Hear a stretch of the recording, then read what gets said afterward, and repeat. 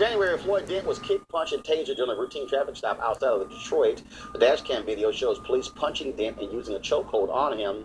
Prosecutors later dropped the charge after Dent claimed police planted a bag of crack in his car. In fact, no, he didn't claim, they did. The officer has been fired, and Dent has agreed to a $1.4 million settlement with that police department. Also, in that particular time, the police chief also resigned. Now, here's a disturbing story out of Georgia. Okay, I love all these people who say that our criminal justice system is blind. All those things that happened in the past, Scottsboro Board, all that stuff, that's just in the past.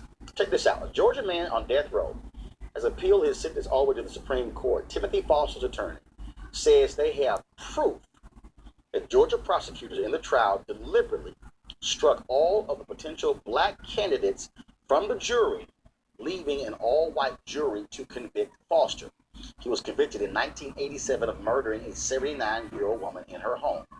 And according to this information, the sheet that they discovered clearly identifies the black jurors, and they are striking all of them again. We go back to our panel: Barbara Arnwine, George Jefferson Nuri, David Swerdlick, and Law Victoria Burke. Barbara, I'm going to start with you again. Yes.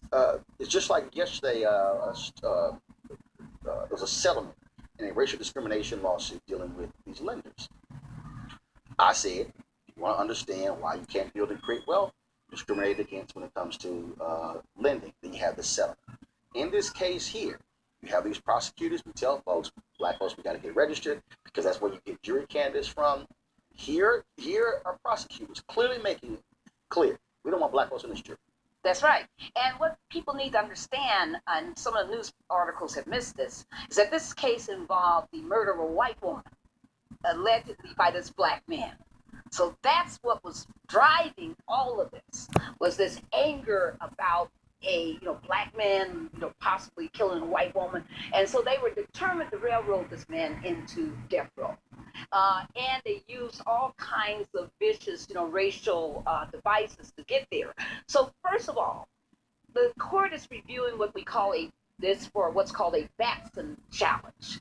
Batson's a case out of 1986 involving the Supreme Court, where they ruled basically that you could not exclude jurors from a criminal trial on the basis of race, that it was an illegal, unconstitutional act.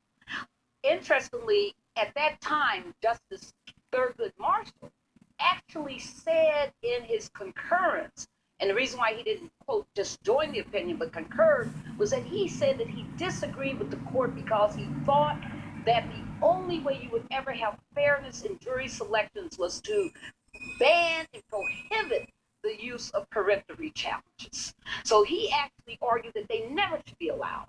And interestingly, there are some jurisdictions that don't use them.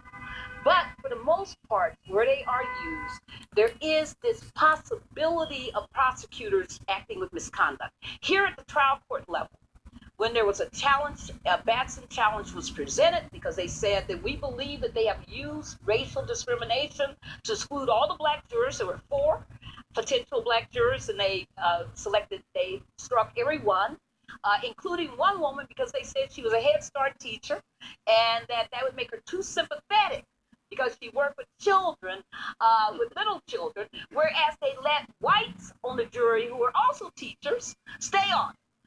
So they were using all what we call pretextual reasons for getting rid of the blacks. And they went so far as labeling black number 1, black number 2, black number 3, and they even had a process that said where they ranked which blacks they wanted to get rid of, in what order. So this was not just some problem, but the problem is that at the trial level and the Supreme Court level, the Georgia Supreme Court level, when this case was reviewed, they did not have this evidence. It wasn't until they got to the habeas proceeding that a new prosecutor on the case actually gave them the evidence. So and the reason that's important, yes, is because in a lot of these cases, you have prosecutors who are defending it. I was just literally 2 nights ago, I was looking up Clarence Brandon, who was a man in Texas, and I remember living in Houston, happened in Conroe. He was convicted of killing a white female at a school where he was a janitor. A couple of people testified that he did it. They had no physical evidence. They had nothing. And then he literally was within hours of being executed. and it was held up. And eventually, the Supreme Court freed him because they discovered it wasn't his blood.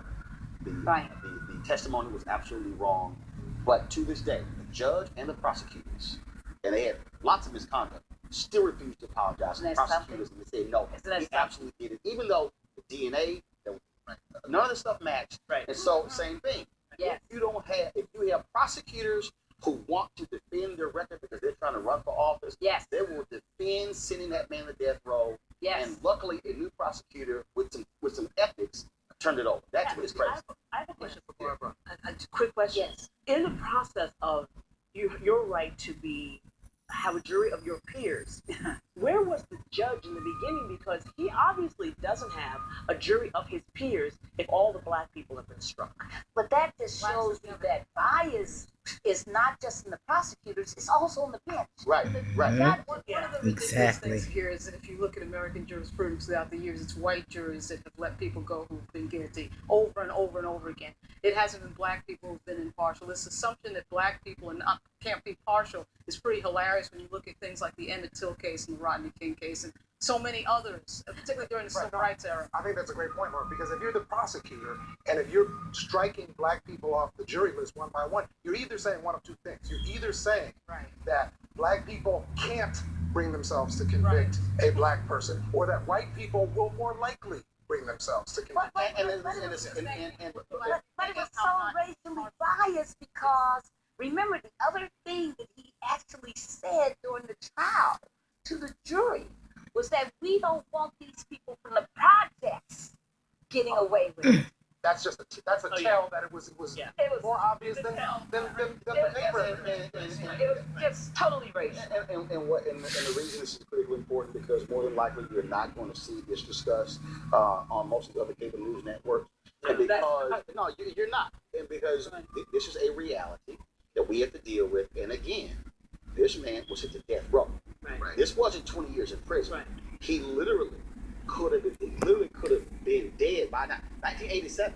Right. Okay. This is and so then when when people say all the time, you know what? I'm not striking. These death row appeals take too long. Yeah. This is a perfect example of Why you 1987. Right. This is 2015, Yeah. and if they were not able to discover this at that level, he could have been put to death. Right. And that's why you need a fighting lawyer on your case.